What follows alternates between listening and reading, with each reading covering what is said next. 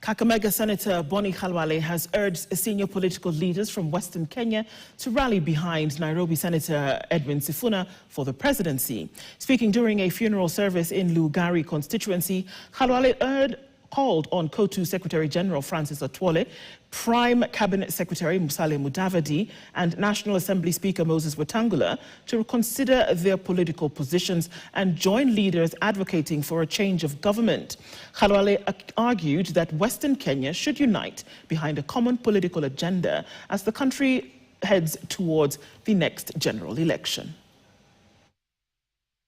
For the first time, nataka mniruhusu niende kwa mzee Atwole, mniruhusu